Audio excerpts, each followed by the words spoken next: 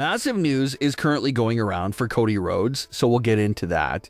We'll also check out what's up with Bron Breakker, Gunther, and more. Starting things off with Cody Rhodes.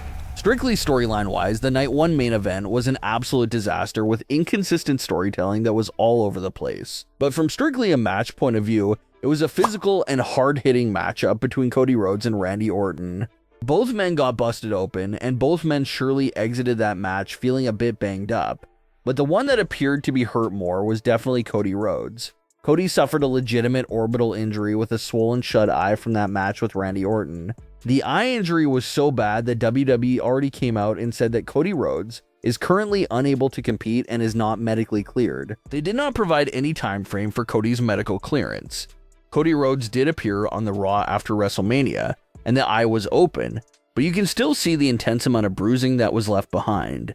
Obviously, the feud with Randy Orton is continuing, based off that WrestleMania post-match attack. So if Cody could get medical clearance in time, it does seem like we're set to see another Cody and Randy match at Backlash. Originally, reports claimed that a tag team match between Jelly Roll and Cody Rhodes versus Randy Orton and Pat was allegedly set for Backlash. That now seems a little unlikely, after Randy pretty much split from Pat in the closing moments of WrestleMania 42 Night 1. So it does seem like this feud may finally be back to just focusing on Cody and Randy again, which everyone is thankful for. Everything with Pat and Jelly Roll really did some permanent damage to Cody and Randy's feud, but hopefully TKO chills out for the Backlash event, and maybe we'll see a good old-fashioned feud between these superstars heading into that event with no outside involvement there.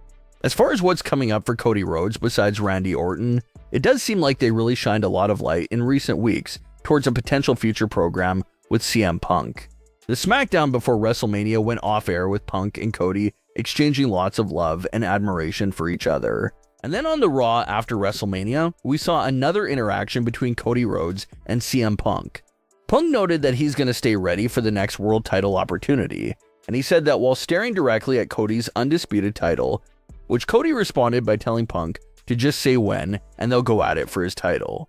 So a huge teaser there for a future feud on the Raw after WrestleMania, but it doesn't seem like they'll pay that off anytime soon.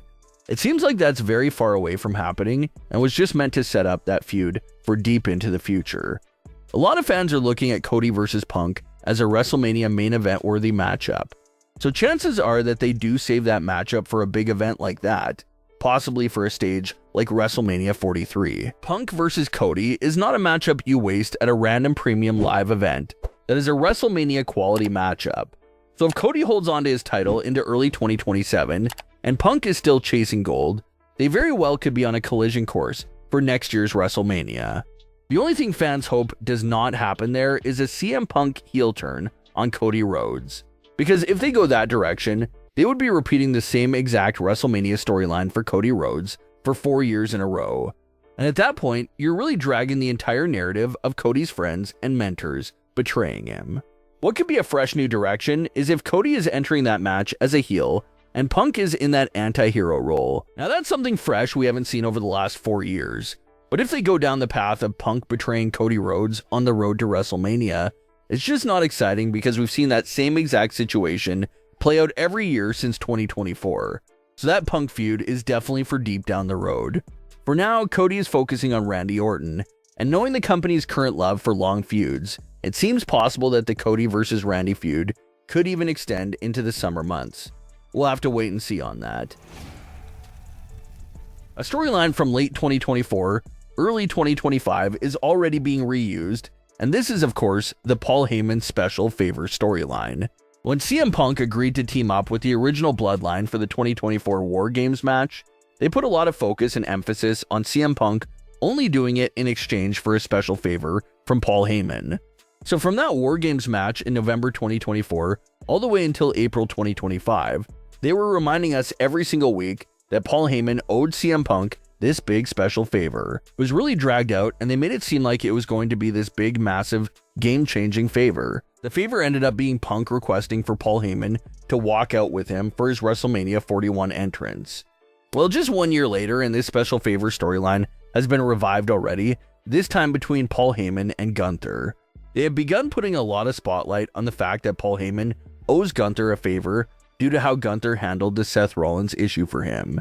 Gunther is getting asked about the special favor in backstage interviews, and Paul Heyman even mentioned in his promo that he does owe Gunther a special favor. So they've already begun hammering the fact into our heads that a special favor is owed here between those two individuals. As usual, this is something we should expect to see get dragged out a bit. The payoff is definitely not taking place in the immediate future. They're probably going to let it marinate for a while and constantly remind us that Paul Heyman owes Gunther a favor. As far as what that favor is, there's currently two big fan theories circulating that could make the most sense. The first one is the most popular theory that we've already lightly touched on in recent weeks, and that's the idea of Gunther using his special favor for a match against Brock Lesnar. Brock is done, he retired at WrestleMania 42, but maybe Gunther uses his favor to see if Paul Heyman could talk Brock Lesnar into coming back for one final match at SummerSlam against Gunther. Maybe Gunther tries using his favor in that fashion. Maybe if Brock doesn't show up, maybe Gunther can take out the Vision and try putting hands on Paul Heyman himself. In years past, Brock Lesnar has always showed up to save the day when anyone threatened Paul Heyman, so maybe that's a route as well. Brock makes a heroic return to save Paul Heyman while also accepting the SummerSlam challenge. The other favor route could be something related to Gunther getting a world title opportunity. It's been displayed before that Paul Heyman knows how to pull strings and make things happen. So maybe Gunther decides to cash out his special favor on a world heavyweight title opportunity that Paul Heyman could put in place for him.